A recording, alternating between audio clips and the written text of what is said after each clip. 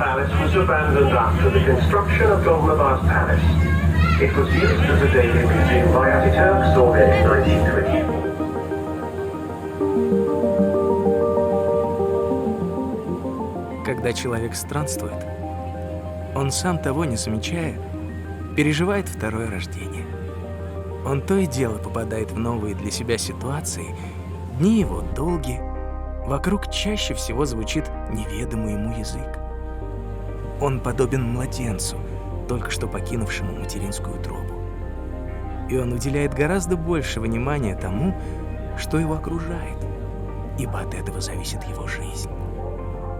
Он становится доступнее для людей, ибо они могут прийти к нему на помощь в трудную минуту.